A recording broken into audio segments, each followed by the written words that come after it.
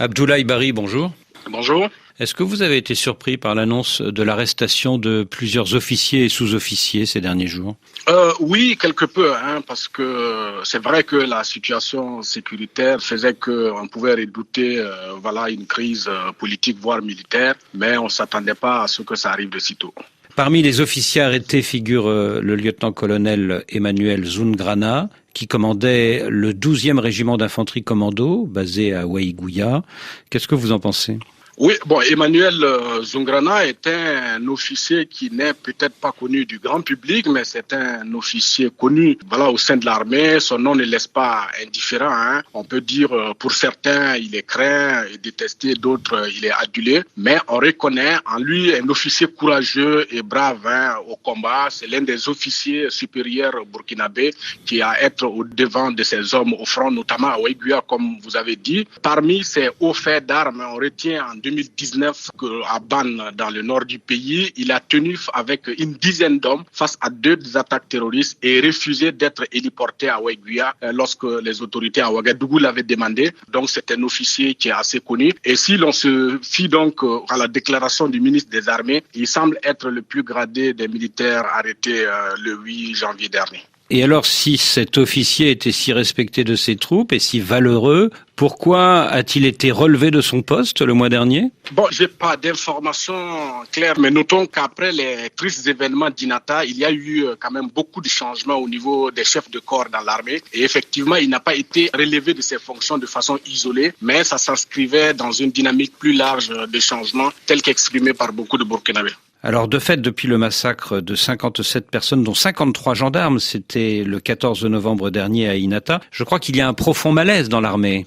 On va dire que le drame d'Inata a été un véritable coup de massue porté contre l'armée burkinabé, mais aussi même le peuple. C'est l'attaque la plus meurtrière contre l'armée depuis 2015. Ce drame a mis quand même à nu des dysfonctionnements incroyables et inacceptables dans un pays en guerre contre le terrorisme. Donc on a assisté, après le drame d'Inata, à des changements tous azimuts au sein des forces armées, mais aussi du gouvernement, des changements qui tardent, on peut le dire, encore à porter leurs fruits. Et beaucoup d'analystes aujourd'hui ne sont pas loin de penser que les tenants du pouvoir eux-mêmes n'ont plus les vraies clés à la situation dramatique que vit le Burkina. Surtout que l'on s'est aperçu que les malheureux soldats tués à Inata avaient le ventre vide, ils n'étaient plus ravitaillés.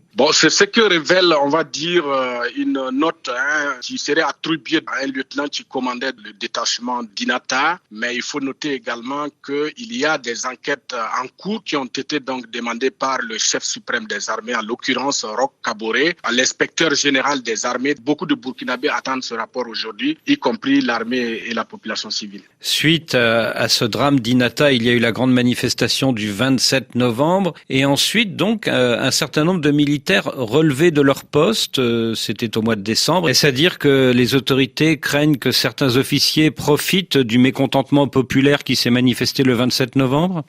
L'enlisement de la situation sécuritaire, voire l'exaspération des Burkinabés qui ne cachent plus désormais leur colère, peuvent entretenir et nourrir, on va dire, toutes les velléités à la fois chez les civils et les militaires. Évidemment, c'est pas une première. On se rappelle, en décembre 2017, le colonel Denise Auguste Barré avait été arrêté pour les mêmes chefs d'accusation et libéré au bout de 8 mois sans jugement. C'est un précédent aussi dans l'histoire. On se rappelle, à l'époque, le ministre de la Sécurité, Simon Compaoré, avait donc annoncé des révélations. Mais 4 ans après, il n'y a eu aucune révélation sur cette affaire. Et c'est peut-être dans le cadre de ces mesures préventives que les autorités ont relevé de son poste le colonel Zoungrana. Je ne fais pas de lien direct parce qu'il n'a pas été relevé de façon isolée. Il y a beaucoup de chefs de corps qui avaient été donc changés à l'époque et des nominations au sein de l'armée. Mais ce qu'il faut noter, c'est que les relations entre le colonel Emmanuel Zoungrana et les VDP, les volontaires pour la défense de la patrie, ne se passaient pas très bien aux dernières informations.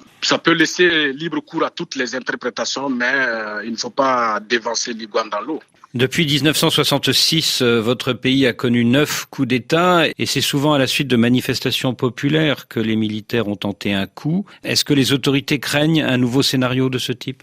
C'est possible. Il y a sans doute, comme vous l'avez dit, la première insurrection populaire le 3 janvier 66 où donc la population était sortie pour manifester son ras-le-bol. L'armée a pris le pouvoir. Et ensuite, en 2014, la population est sortie et l'armée a intervenu pour chasser Blaise Compaoré du pouvoir. Ça, c'est la règle. Et l'exception, c'est 1998. Après l'assassinat du journaliste Norbert Zongo, des milliers de Burkinabés avaient battu le pavé pendant des mois, mais l'armée n'était pas intervenue. En tout état de cause, aujourd'hui, il y a des inquiétudes au niveau des autorités et c'est une inquiétude légitime au regard de la crise que traverse donc la sous-région d'une manière générale et les cas maliens et guinéens peuvent pousser à avoir peur à Ouagadougou ou dans une autre capitale africaine. C'est-à-dire que le modèle de Bamako ou de Conakry peut donner des idées à Ouagadougou ? Bon, d'une manière générale, au-delà de Ouagadougou, c'est dans la sous-région et ce déficit de gouvernance peut faire le lit donc à toutes les velléités pushistes pour les civils et pour les militaires. Est-ce qu'il y a chez les militaires au Burkina une certaine nostalgie de l'époque Blaise Compaoré et du régiment de sécurité présidentielle de Gilbert Diendéré ? Bon, dans l'absolu, non. On reconnaît qu'au temps de Blaise Compaoré, il y avait quand même deux armées. Il y avait l'armée nationale d'un côté qui était démunie et de l'autre côté, le régiment de la sécurité présidentielle qui était une force d'élite qui était choyée au service donc de la sécurité de Blaise Compaoré. Il serait donc difficile aujourd'hui de dire que l'armée burkinabé est nostalgique des temps de Blaise Compaoré et du RSP, mais évidemment, c'est une armée qui est en quête aujourd'hui de restructuration, qui est en quête de solutions face aux défis sécuritaires qui menacent le Burkina.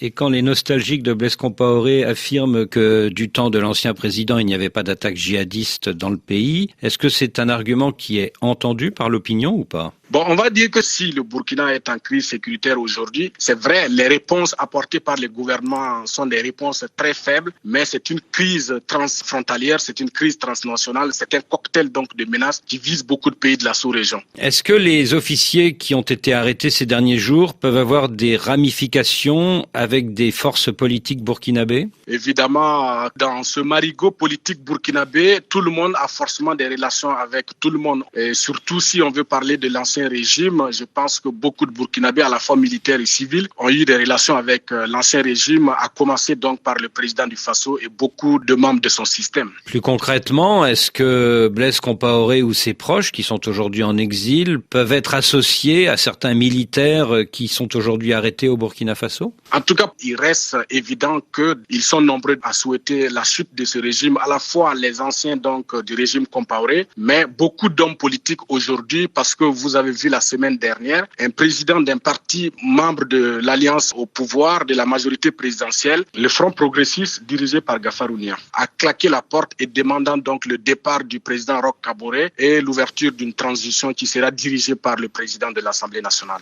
Alors face à la crise du mois de novembre dernier, le président Roch-Marc Christian Kaboré a changé de Premier ministre et a relevé de leur poste un certain nombre d'officiers. Mais pensez-vous que cela est suffisant ou pas ? Pour le moment, ces changements tardent à apporter en tout cas des résultats concrets sur le terrain. Quant au quotidien des Burkinabés, il faut beaucoup plus que ces changements de personnes, c'est-à-dire changer profondément le système. On se rappelle qu'en 2015-2016, le régime Kaboré à l'époque avait fait une mauvaise lecture de la situation avec un fort substrat émotionnel, donc guerre populaire généralisée. Et en conséquence, 6 ans après, on se rend compte que les mesures qui ont été prises ont finalement aggravé la situation sécuritaire. Mais heureusement, depuis l'arrivée donc du général Semporé à la tête des armées, il y a une véritable stratégie qui a été désormais adoptée, qui prend en compte l'ensemble des menaces, voire des pans de la crise sécuritaire que vit le Burkina, parce qu'elle n'est pas que sécuritaire. Voulez-vous dire que les volontaires pour la défense de la patrie, les VDP, ce n'était peut-être pas une bonne idée ?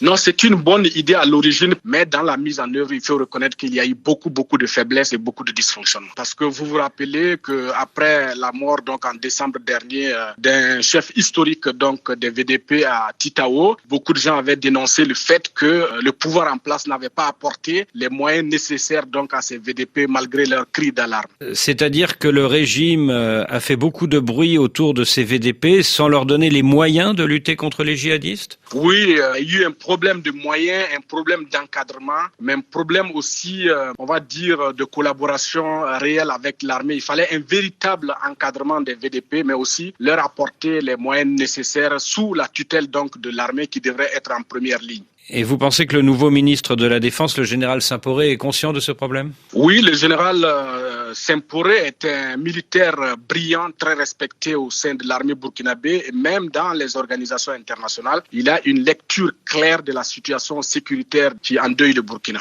Alors côté français, on se souvient de ce convoi de Barkhane qui a été bloqué sur le territoire burkinabé pendant plusieurs jours à la mi-novembre. Où en sont les relations entre Ouagadougou et Paris sur le plan sécuritaire? Il faut noter qu'il y a quand même un accord de défense qui lie les deux pays depuis quelques années. Effectivement, il n'y a pas de Barkhane au Burkina, mais dans l'accord, il y a des forces spéciales françaises qui sont basées à Kambouensé, un des quartiers de Ouagadougou. Aujourd'hui, il ne faut pas se voiler la face, que ce soit au Burkina et d'une manière générale au Sahel. L'option française est une option qui passe très mal au niveau des populations et des armées.